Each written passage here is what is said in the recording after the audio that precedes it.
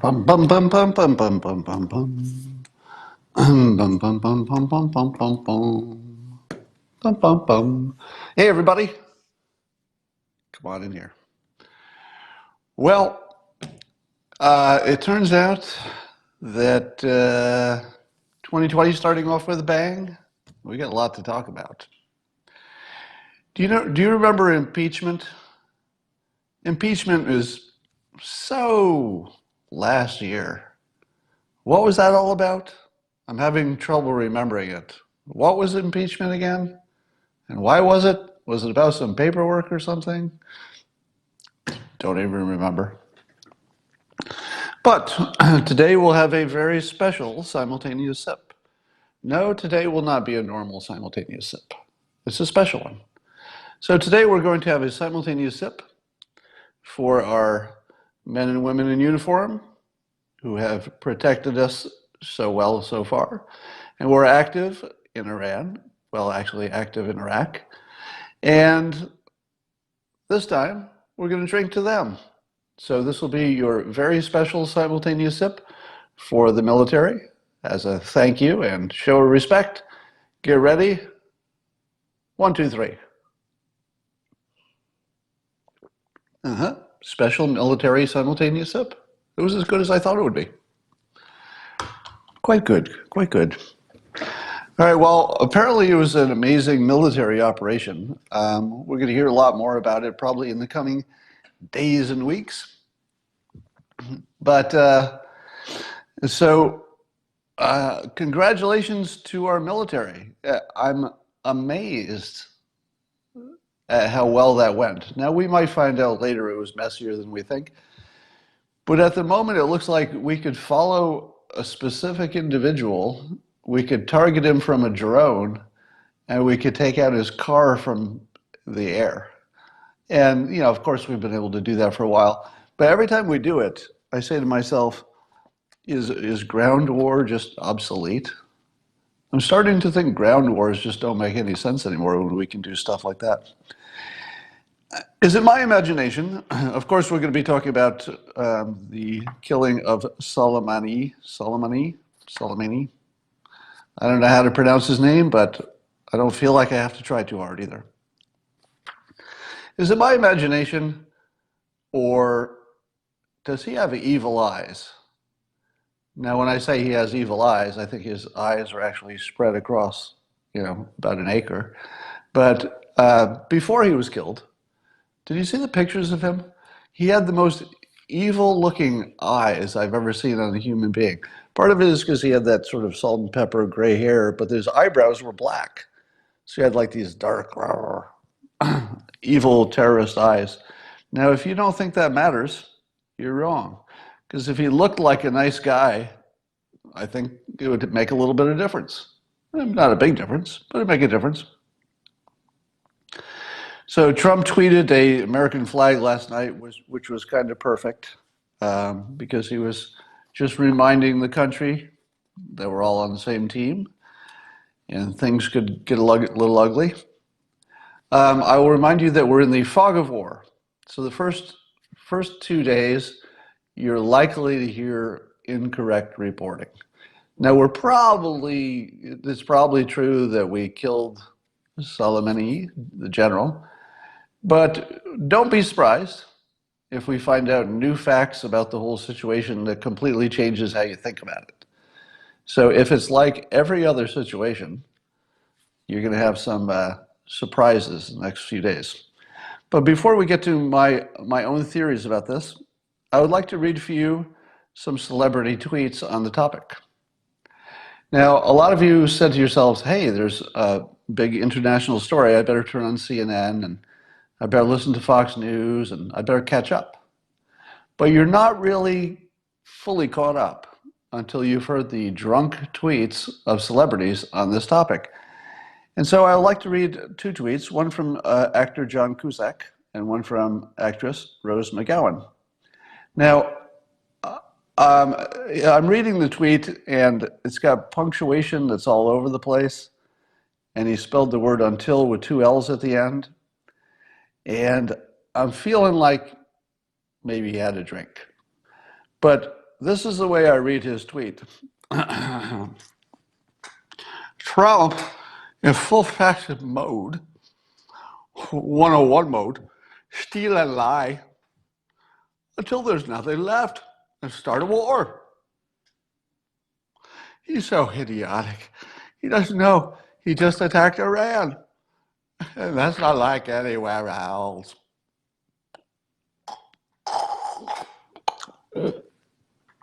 Oh. And then Rose McGowan. Dear #Iran, the USA has disrespected your country, your flag, your people. 52% of us humbly apologize. We apologize. We're so sorry. We want peace with your nation. We are being held hostage by a terrorist regime. We do not know how to escape. Please do not kill us. #Soleimani. Scene. Now I feel like you're up to date. A lot of people haven't caught up with the drunk tweets yet, but now you have. So I'm looking at some of the complaints, and the funniest complaints are the ones that go like this. If somebody is a terrorist and he's killing your people, you really don't want to piss him off. That's actually the argument against what Trump did. The argument against it is like, whoa. I know he's an international terrorist, and I know he's killing Americans by the hundreds, and he's trying to kill more. But if you attack, you're really going to piss him off. That's the counter argument? You're going to piss off a terrorist? Because I'm almost positive that guy had a reason to kill people anyway. All right, let me put my spin on it. Are you ready? I always talk about filters. I will now give you the Dilbert filter on this Iranian situation. Now, the Dilbert filter goes like this. Everyone has a boss. That's pretty much a summary of it. Everyone has a boss.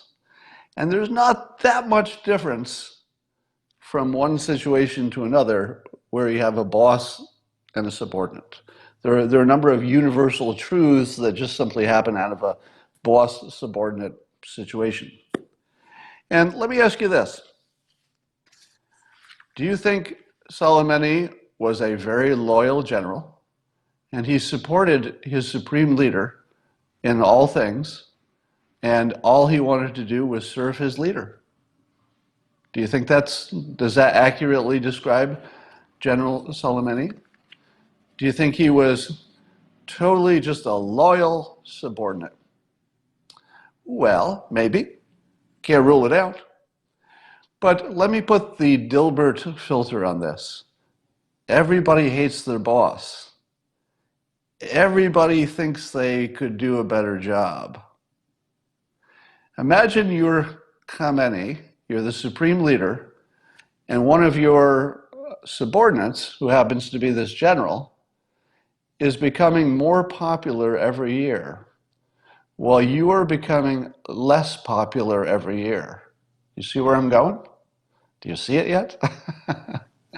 So Khamenei, the supreme leader, is getting blamed for the economy and getting blamed for whatever bad stuff's happening in Iran. His own population is protesting. The general is just getting more popular every day because he's doing things that seem to be popular in Iran and seems to be like he was winning. What would you think if you were the supreme leader and you were getting less popular every day and there was one of your subordinates who was getting more popular every day? What would that make you feel like? Now, do you think that Soleimani, based on what you know about him so far, somebody says big time mind reading, this is speculation, right? If I said it's true, that would be mind reading. But we're in purely speculative territory here. Do you think that Soleimani was the kind of guy who was going to be happy being the number 2 guy forever? Did he seem like he was sort of a alpha personality, but not totally? Oh yeah, I'm like the baddest ass general there's ever been, but I'm going to do whatever the bearded guy with the holy book tells me to do. Maybe. Maybe he was. He might have been a dedicated, servant of the Republic, and he may have actually wanted to be number 2 forever. But is it likely? Is it likely he wanted to be the number 2 guy? So let me ask you this. What would you do if you were the supreme leader or part of his inner circle, and you had a threat from within at the same time you had a threat from without? Let's say, hypothetically, just speculating here.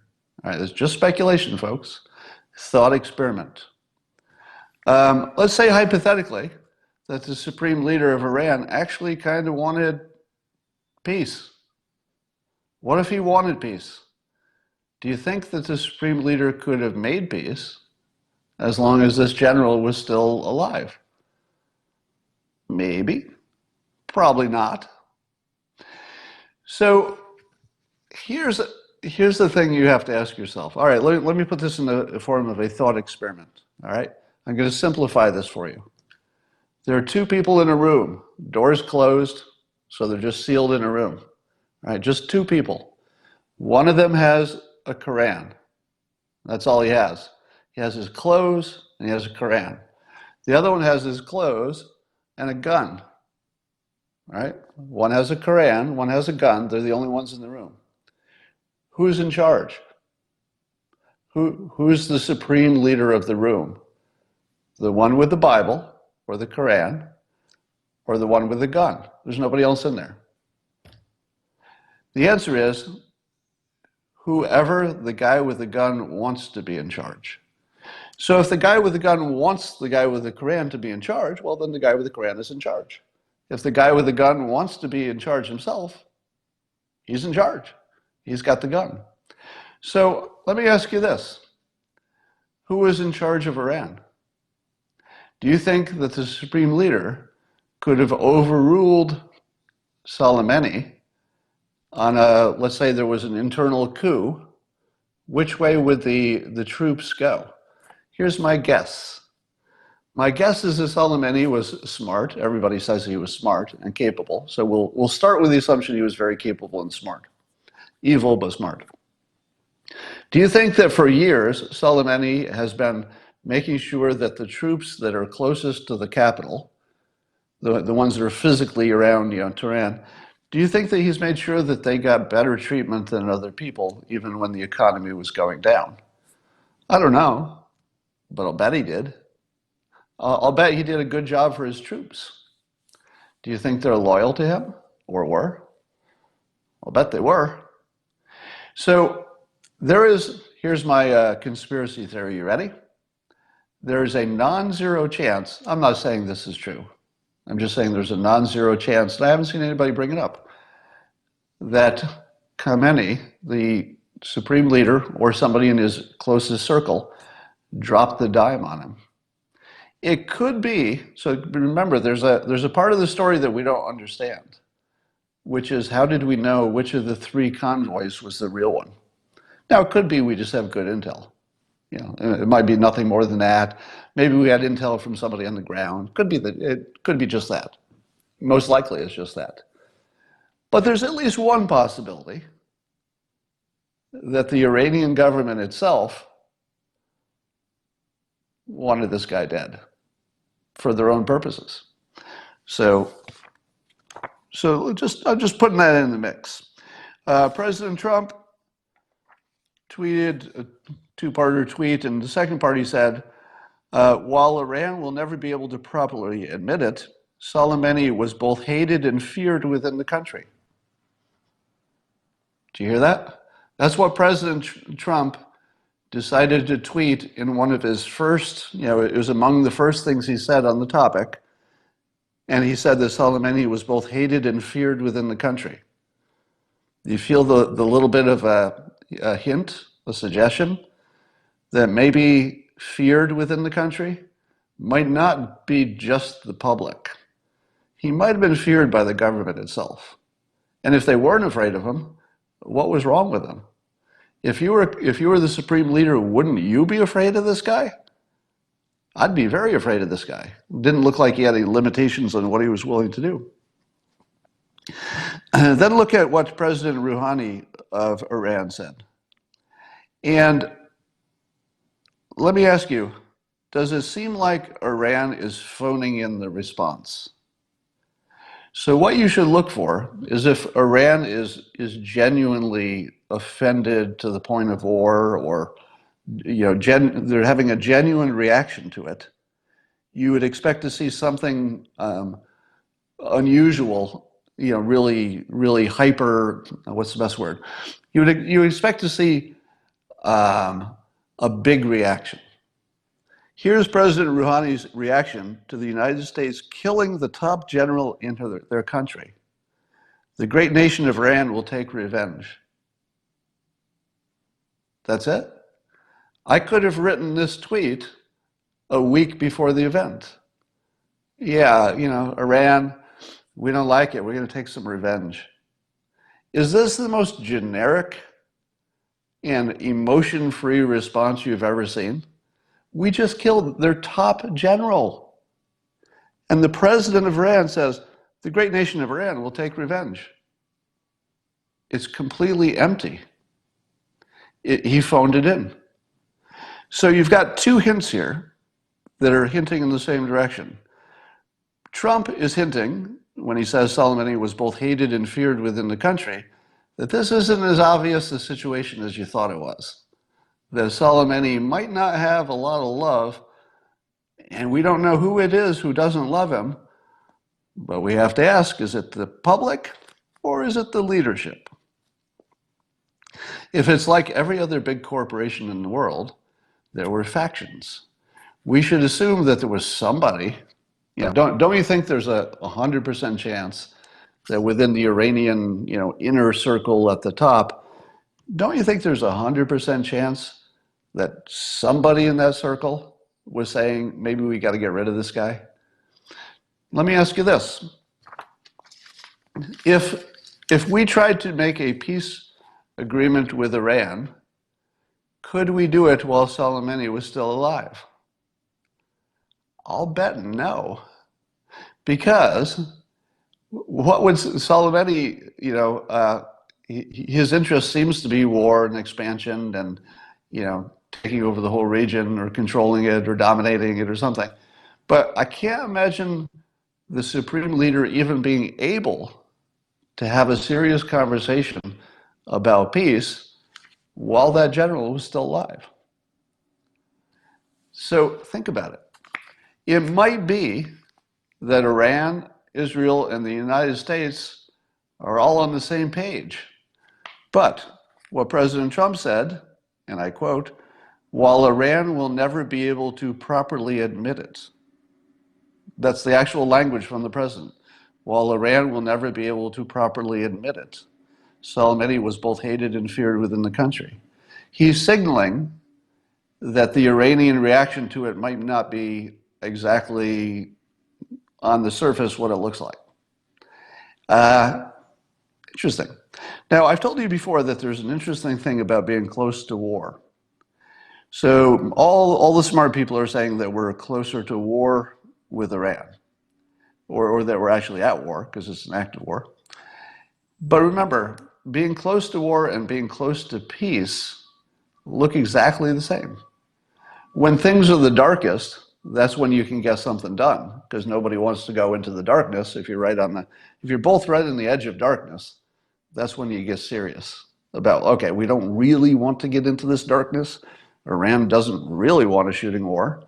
We definitely don't want a shooting war. So if nobody wants a war, and you're on the precipice of war, well, it's a very focusing situation.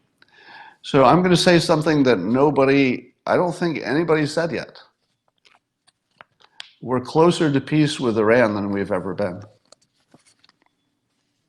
We're also closer to war than we've ever been, which is a weird situation.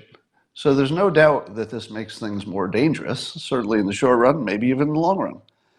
But it also shook the box. Because remember, the last condition, the situation that existed a week ago, was impossible to get peace. Would you agree with the following proposition? A week ago, the way the variables were holding up, there was no way to get a peace deal with those variables. True or false? Would you not agree there really wasn't any path to just talking it out? There wasn't. Now this guy's gone. Is there still zero chance of being able to talk it out? I don't know. This might have shaken the box enough. So it depends what people are thinking in Iran and what they're thinking in Iraq. And we don't know that. We know it's going to be all over the board. There's going to be people on every side of everything. But it's possible that we're closer to peace.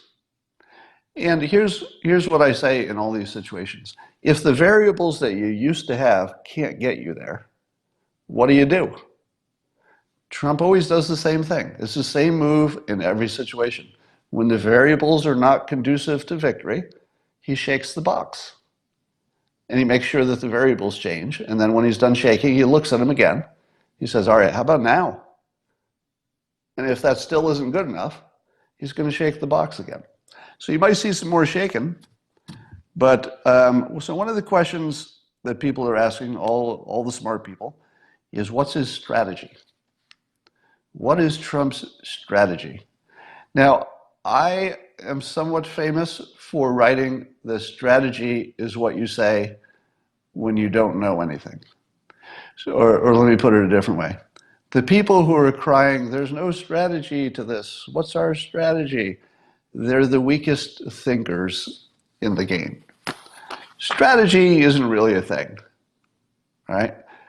People like to think that there's a strategy, but it has more to do with their mental comfort of why things are the way they are. The truth is that every day we make a decision today that is independent of anything you've done before. In other words, everything that you've thought about or decided yesterday is always a sunk cost. Every day you wake up and you say, based on the variables today, what should we do today for our greater good? And because the variables every day are changing, it wouldn't make a lot of sense to have some overall strategy that was immune to the situation changing. In the real world, people do what they can do as the situation presents itself, and then after the fact, smart people say, well, it looked like a strategy. Strategy is often hindsight, where you go into the future and you look back and you go, well, I guess the strategy was to do this or that. The truth is we make decisions as we go, and that's the only way to do it. It wouldn't make sense to have some kind of strategy that isn't going to change if the variables are changing, and the variables are changing. I mean, this changed a big variable. But let me tell you a few of the things this accomplishes. So this is different than saying it's a strategy. I'm going to say there are several things this accomplishes, and that they're good. So if you do something that accomplishes several good things, is that a strategy? Well, you don't need to put a word on it. It's just we saw an opportunity to do several good things. Here are some of them. One of them is it reinforces Trump's unpredictability. You've heard Trump talk about it all the time. I'm going to be unpredictable. I'm intentionally unpredictable. I'm using unpredictability as a tool. Watch me be unpredictable and watch how well this works. I mean, Trump has told us this as directly as you can say anything. And now we're watching this situation, and we saw that he didn't attack, at least in a kinetic way, after Saudi Arabia's oil refineries were taken out. He did not attack and kill a lot of people when Iran took out a drone. So then Iran is thinking, oh, he's not going to get tough. Then he kills their top general. What does what does Iran think about their ability to predict Trump now? I guarantee that Iran is saying, we have no frickin' idea what this guy's going to do next. That's exactly what Trump wants them to feel like, right? So the first thing he accomplished was he reinforced unpredictability as an asset that we have. In other words, Iran, you cannot depend on us reacting in a way that you think we'll react. Our range of reactions is infinite. So you have to take your chances, and that's scarier for them. So that's good. Here's the other thing it reinforces. However far Iran is willing to go, we will go further. How important is that? So Trump is beginning to establish the principle that no matter what they do, we're going to take it a little further. And I would imagine that if they respond, so most people are thinking that Iran just sort of has to respond. So and by the way, I disagree with that. I think it's more likely they'll respond than not respond, especially since all of the surrogates are sort of semi-autonomous. But they don't have to respond. They really don't.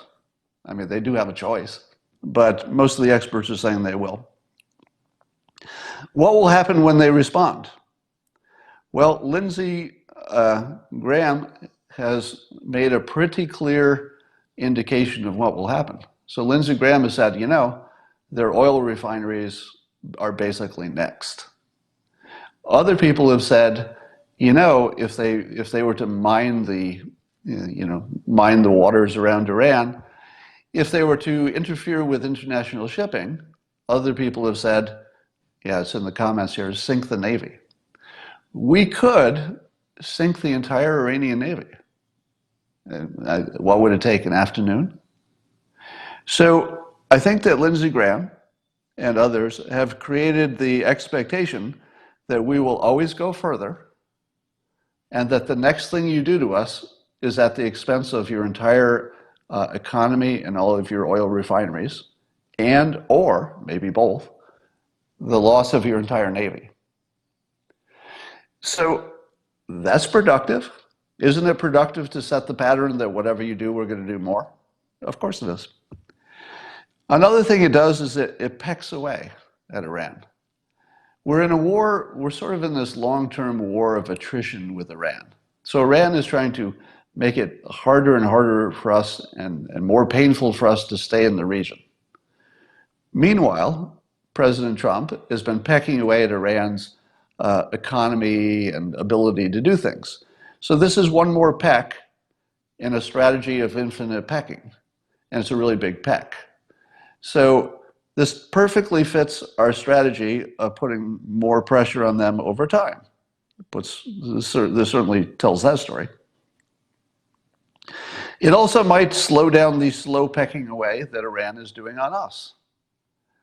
And that's good, right? So we've just said, yeah, you can cause some pain and death to our people, our contractors, our military in the area, but if you do, it's going to hurt you more than it hurts us. So that's productive to put that line in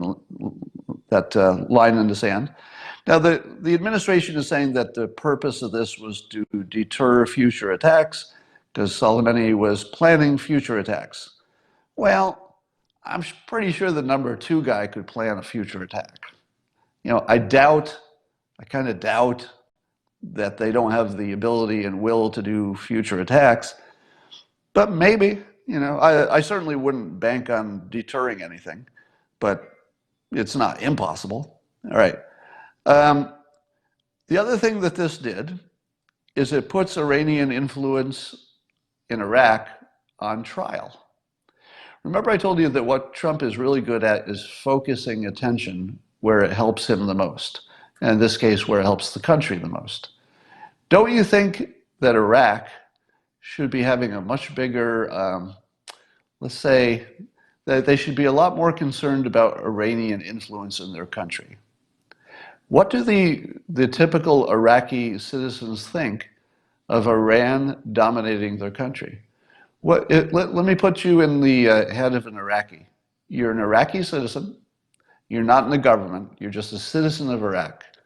And you heard that Iran landed their top general in your country to cause some trouble.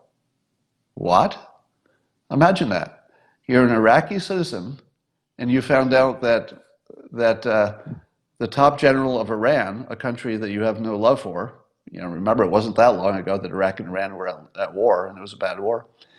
You have no love for them, and they could land their top general at your main airport? Your own government? Let me get this straight. I'm an Iraqi citizen, and I'm watching the news. I'm like, wait a minute, let me get this straight. Are you saying that my own government, the Iraqi government, is letting the general from an enemy country, trying to be friends but sort of enemies, and they can just land in our country so he can organize criminal activity in our country? And somebody in another country killed him when he came here? Do I mind? Do I mind? So I think the other thing that this does is it focuses the question for the Iraqi citizens, what the hell is Iran doing in your country? Because a lot of this has been like a slow progress of Iran gaining influence over time. But I think this calls into the question. Iraq, what side do you want to be on? Do you want to be dominated by the Iranians? If not, maybe you're happy about this. I've said before that this might have removed the primary obstacle to peace. I don't have a way of knowing this, but this is just an understanding of big organizations. In a big organization, it is not uncommon that the top people disagree. In fact, I would say it's pretty common, right? It's very common for the top inner circle to have some, factions and disagreement. Could it be that Soleimani was one of the main obstacles to Iran getting serious about some kind of a lasting peace deal? Totally possible. Would it be possible that the United States is aware of the internal thoughts in Tehran and within the leadership? Totally possible. You know who had the smartest comment about this? Every time Sleepy Joe does something good, I'm going to mention it. I don't think he should be president, but I don't think you can ignore when somebody, on the team you don't want to win. You can't ignore when they do good stuff. They make a good play. They play things right. So Biden actually did a pretty good job in responding to this. And here's what he said. So Biden said, basically complained that the president didn't get enough, buy-in, or it made things more dangerous. So there's the generic complaint that something bad might happen. Now remember, the Democrats mostly focus on imaginary problems and imaginary future problems. So Biden takes the Democrat view, this will create unspecified future imaginary problems. That's sort of their entire attack is future imaginary problems. So he does that. But here's the smart thing he did. He says directly, I'm not privy to the intelligence, but here's what I think. Now the statement, I'm not privy to the intelligence, tells you what? It tells you that Joe Biden has been on the other side of the curtain. And Joe Biden knows what a lot of people don't know, which is that the story that the public hears, and even the other candidates hear, is not necessarily the full story. Biden is signaling by saying, I'm not privy to the intelligence, that he believes there's enough of a chance that it was worth mentioning that there's something going on that we don't fully understand. One of those things that could be going on that we don't fully understand is that Soleimani was as big a problem to the Iranian leadership as he was to us. I'm not saying that's true. I'm just saying that the possibility fits the evidence as we've seen it. All right. The other thing that this does is it's a momentum changer. It seemed to me that the momentum in Iraq was that Iran was pecking at us and there hadn't been much response. So the way the human mind works is that we're far more influenced by the direction of things than where things are. Where things are just wasn't as important as the fact that things were getting worse. and it looked like Iran was winning, if you can call it that. This changed the momentum. This completely eliminates whatever they think they've accomplished and reverses it. They are now clearly behind. And reversing direction is the important thing, not even where you are. All right. So that's good. Now I'm still talking about all the things that were benefited by this without calling it a strategy. It's just a bunch of benefits you get. There are risks as well, of course, risk of greater violence, but there are benefits. All right. Here's another one. Tinkerbell just tweeted this, and I thought it was a great point. Sometimes you can lose sight of context when you're looking at the details. How awesome is it that we just entered a war? That's not the awesome part. Entering a war is not awesome. How awesome is it that the first casualty of the war was a senior citizen? Now, I don't know how old Soleimani was, but he was at least over 50. So you've got a senior citizen, Trump, killing another senior citizen, and we call that a war. Somebody's saying that Soleimani was 61. Senior citizen.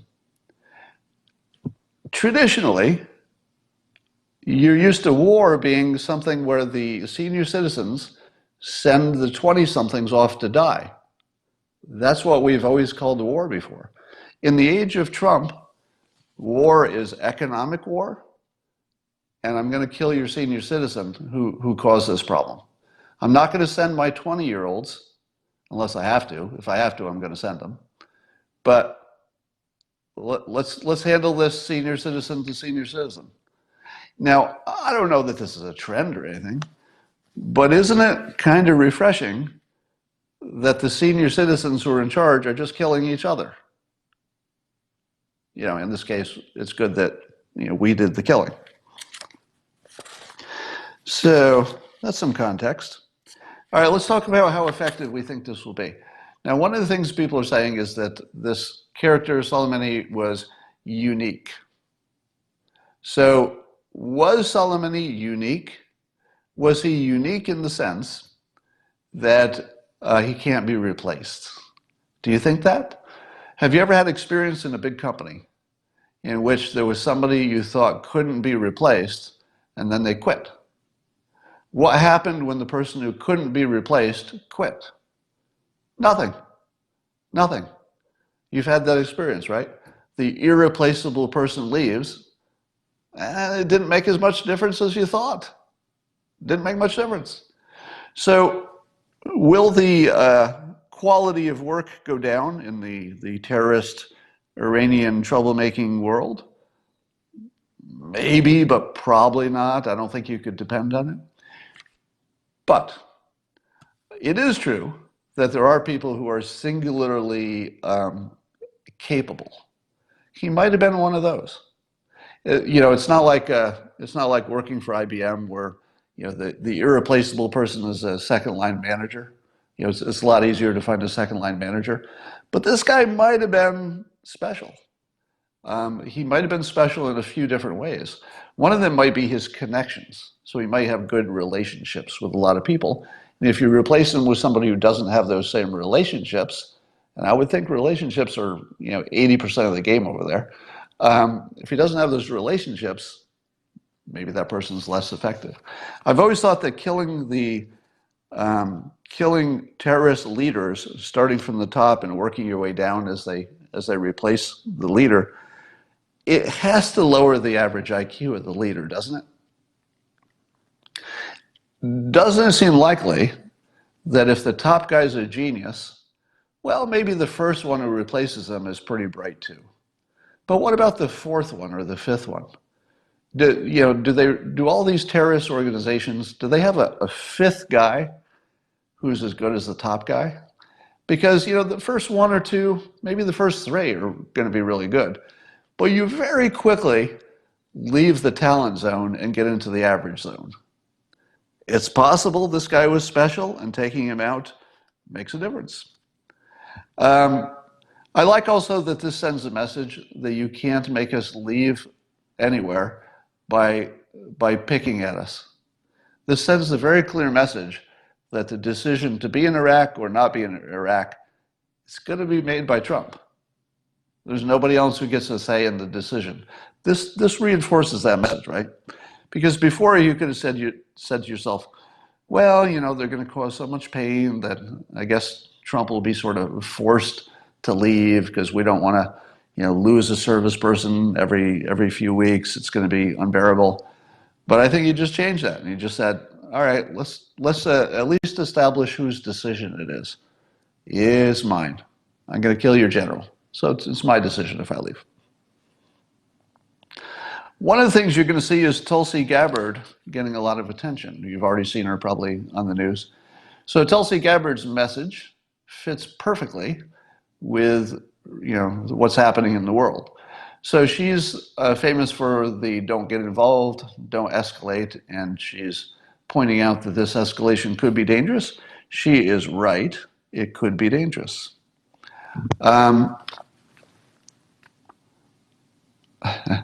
Dilbert grade analysis. Yeah, 99.9% of all the people who are going to be talking about this Iranian situation are unqualified to do so, and I'm certainly no exception.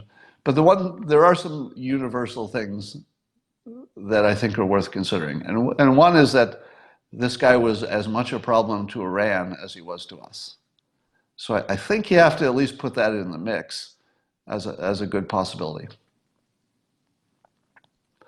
Tucker Carlson doesn't like it. Somebody says, well, I don't think we've heard from him yet. He's probably still on vacation. But I think you're probably right. Does it feel like you don't want to talk about any other topic?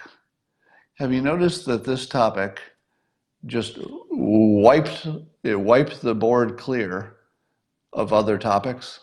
I mean, I don't care about the presidential race. I don't care about the impeachment. Suddenly I don't care about any of it. It just focuses because this is such a big deal. But I'm going to talk about a few other things anyway. Did you see the photo I tweeted around of Mike Bloomberg standing on a subway, and he's reading a paper, just standing there, and he tweets that he stands on the subway like it's going to be some I'm a man of the people thing, similar to his tweet about the cubicles. And there were so many persuasion mistakes in that. I tweeted it and asked people to spot them all, and people spotted even more than I saw. But here's the thing.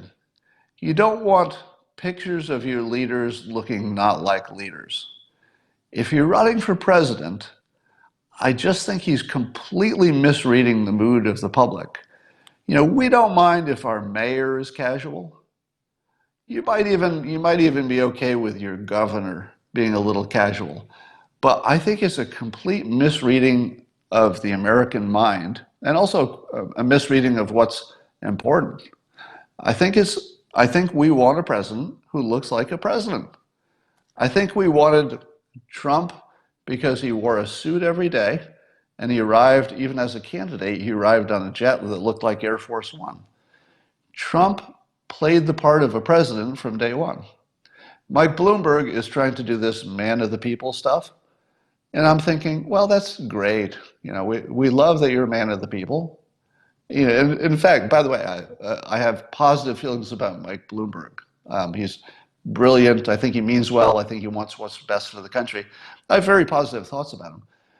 But he's so completely wrong about what I think, my opinion, about what the citizens want from a president. The president is not just an employee; he's also a style preference.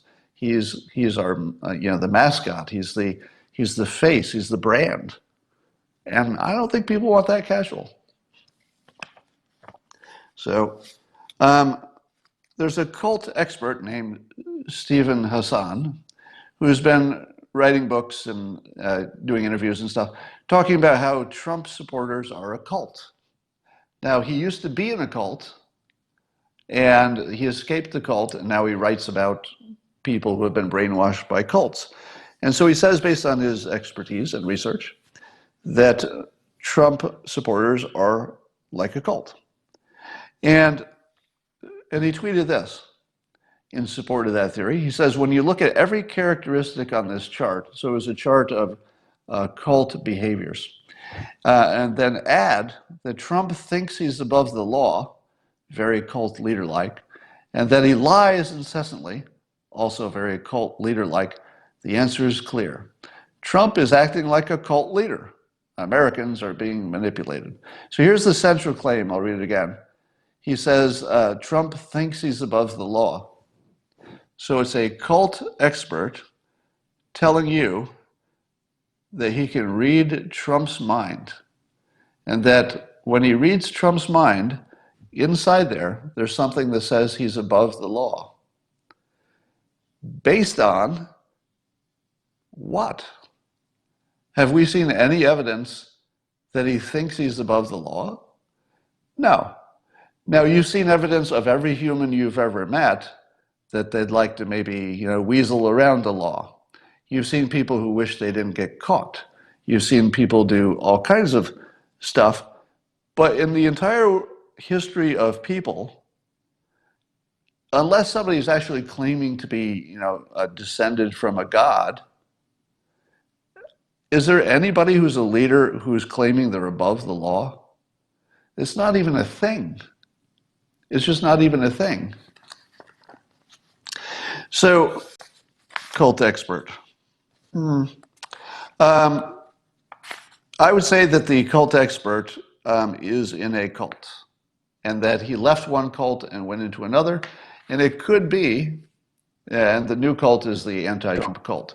So it's a cult expert who escaped a cult, became an expert on cults, and joined another cult, doesn't know it, and he's writing publicly that other people are in the cult because they're not in the same group he's in, and doesn't realize he's in a cult. So that's ironic.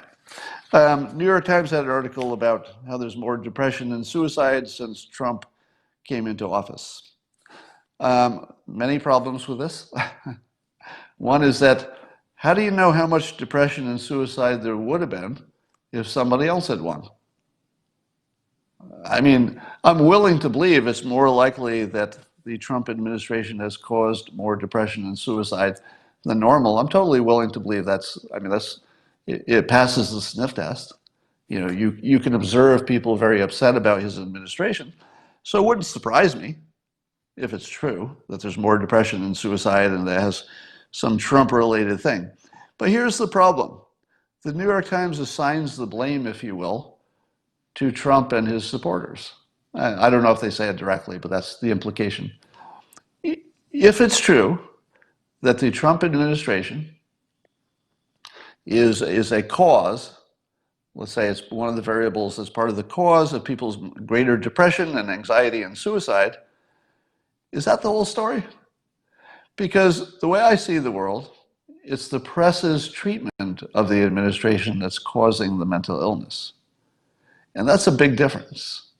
And here's the thought experiment I use all the time, and it works well.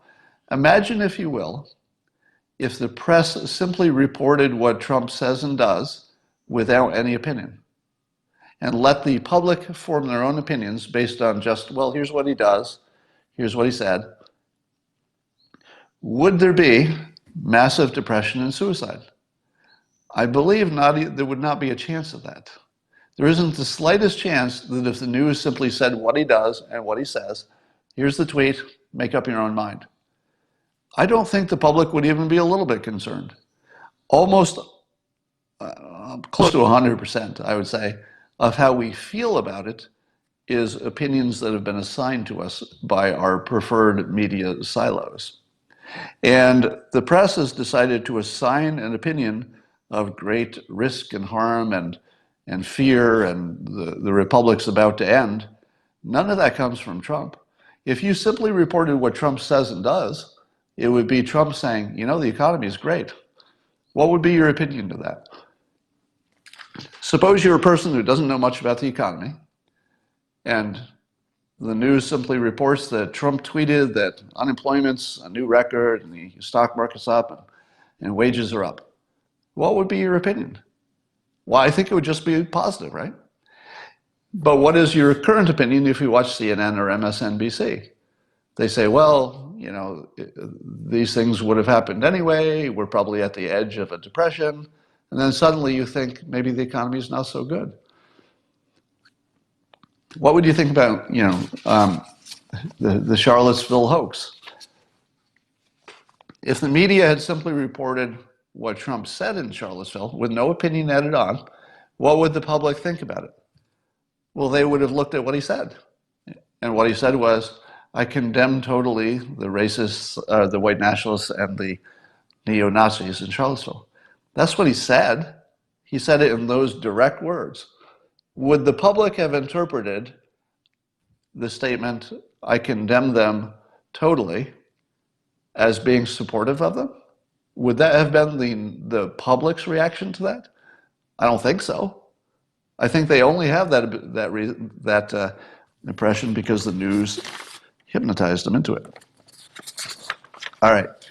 So we will keep looking at the Iranian situation. The only thing I had to add today, if anybody's coming in late, is that don't be surprised if Soleimani was the variable that was preventing peace, and now he's been removed. And don't be surprised if the supreme leader of Iran is not so sad that his greatest domestic rival is gone. So this might turn out positively, but I don't want to get too optimistic about this because there's a high likelihood there'll be more danger before things improve. All right. Why was he in Baghdad? I think everybody believes he was in Baghdad to cause trouble. So I would also suggest that the president's timing on this, because there's going to be a lot of question about, why now, et cetera. Well, I think the why now is that we had a good shot. So that's the first part of why now. So you can't kill somebody until you have an opportunity to kill them, and they obviously had an opportunity. Secondly, it's sort of a perfect time to do it because of the embassy thing, et cetera. And domestically, it's kind of perfect too. Now, I hate to even say that because it's so icky, but the Democrats are going to say that Trump is only doing this because of an impeachment. I don't think he's only doing this because of impeachment. But it's really good timing. So I don't think that the impeachment talked him out of it. It may have talked him into it. Yeah, so in my book, Loser Think, I have a section in which I talk about anybody who says, why didn't you do it sooner, is an unproductive participant. Because everything could be done sooner, and nobody really can answer that. Well, sometimes there's something specific, but most of the time, there was something you could have done to do it sooner. So that's the people who are bad at analyzing always say that. Well, why didn't you do it sooner? That's the lowest level of commentary.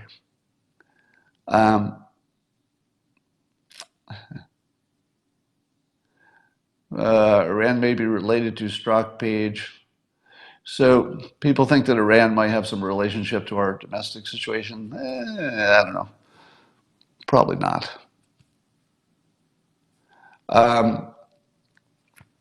Somebody says we've killed every dictator we made a deal with in the past. Well, yeah, so some of you are asking about how this will affect North Korea. Kim definitely has something to worry about. But I also think that North Korea is a completely different situation because they're not actively killing Americans.